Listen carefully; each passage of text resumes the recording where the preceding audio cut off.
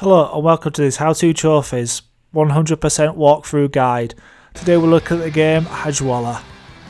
I would loosely describe this game as a driving game. It's more of a driving version of a walking simulator than it is anything that approaches a racing game.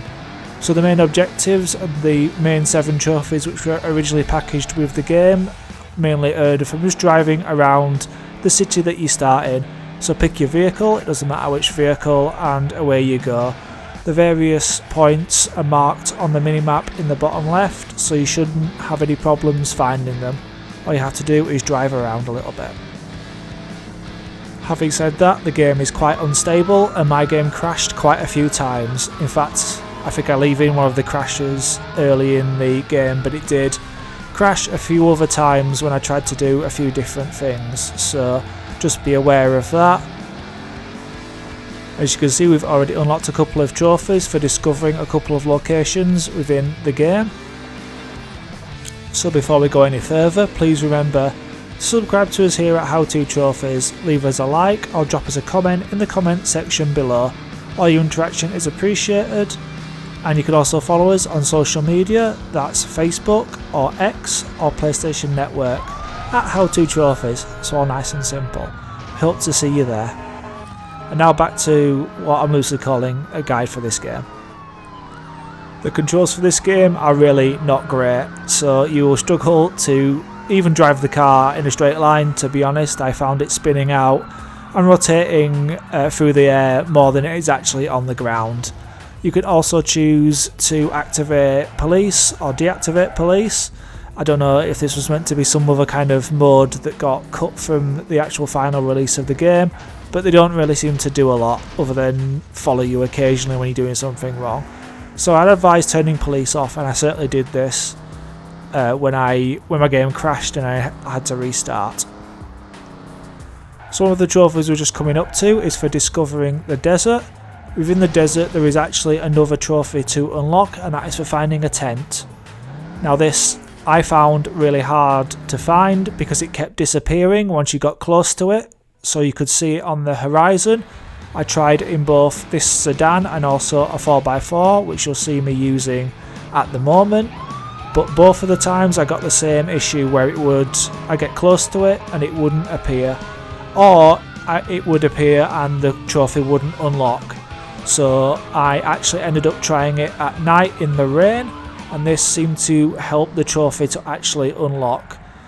Although I'm not sure whether that was a proper workaround or whether I just got lucky at that time, because when the trophy appears, it doesn't appear with the trophy picture, so therefore it looks like it's done a little bit of a glitch, but it's eventually kind of unlocked. So yeah, you can see I've discovered this arena, and this is the final trophy before the tent trophy that I've just mentioned that will unlock shortly. So as we make our way back towards the desert area, the tent is actually located just inside the desert area to the right on top of a little sand drift. So as you can see, shortly we will be able to see it when it pops into the horizon, but as we get closer to it, it will simply disappear. I did at one point even crash into the tent, so it was clearly there as an object but just wasn't being displayed.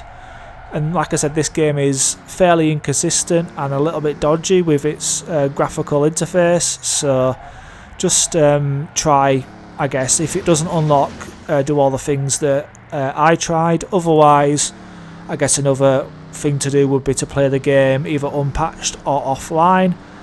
This has worked for several other games that have got slightly dodgy trophies, so you have plenty to work on if you do want to unlock these trophies. Here I'll just cut from day to night, so it's quite abrupt, but this is how I managed to finally unlock this trophy, by going to night and rain. The tent appeared, but like I said, when you see the trophy unlock, it has the kind of trophy image, looks a bit broken. And this tends to happen when a trophy has glitched and is unlocking slightly out of time with what it should do. Then the final trophy for the original set is discover all the trophies, which I guess was meant to be a platinum trophy, but it's just a single bronze trophy in this version of the game. And then we're going to move on to the DLC trophies, which were added in later and kind of ruin the game a little bit as they bring an online element in. So now we'll move into the multiplayer portion of the game with the 3 trophies that are remaining. First of all, I'm going to create my own track. So do that by going into this screen and using the race select. That will bring up a very rudimentary track map in which you can just draw your own simple track around the square blocks of the city. The trophy description does say race another player. I actually played this map on my own and the trophy unlocked anyway, although there is a trophy for playing with another person that is the second trophy in this DLC, so you'll still need to find somebody. So ideally you would, I guess, boost with another player. I actually managed to find someone online, which is unusual as the game is very dead. But if you're not that lucky, you can always go on any of the forums and try and find a partner to do this trophy with you. So just for the race runner trophy, I'll complete my course and I'll load it up and I'll have a go bezzing round this quite simple course in order to unlock this first trophy. The strange thing about this online mode is the camera is a fixed camera, whereas it's not in the actual other mode, so it plays a bit more weirdly than the previous bit of the game. I didn't really understand why there was a difference between these two, but I guess it's because it's been bolted on after the original game's been developed, and it's clear that this game isn't kind of what it was intended to be at the start. So the second to last trophy that we'll earn in this game is to play at least one level with one other player.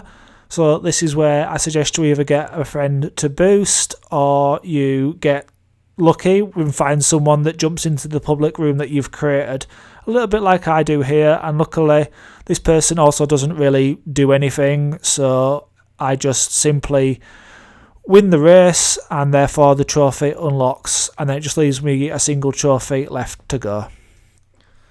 So laughingly, during the time on this course I really struggled to control the car and do a few barrel rolls and a couple of flips as well. So it doesn't matter though, because the opponent isn't actually doing anything, but even navigating a simple course can be quite hard with the controls that you've got in this game. Like I said earlier, the driving is not brilliant at all. Depending on how long it actually takes you to get a partner in this lobby, the game should be over in 15 to 20 minutes. And again, depending on how much it crashes or how many glitches you get will elongate this. And now for the final trophy, which is to turn the car purple, and it says ram 8 vehicles. Doesn't really do much, to be honest, so I just drove up and down the highway until 8 cars disappeared, and that seemed to unlock the trophy. So there is a specific code to unlock purple mode. That will be up, up, down, down, left, right, square. And that should turn your car purple, and therefore you've unlocked purple mode. I simply just drove past traffic and the odd one would disappear into ash, like you'll be able to see. Ramming people doesn't help, so I found the best way is just driving past people. I hope you've enjoyed this guide for this pretty terrible game. Please tune into How To Trophies for some better guides going forwards, and give us a like, a share or a subscribe. We promise we do have some better games on offer. Have a good day. Thank you for watching.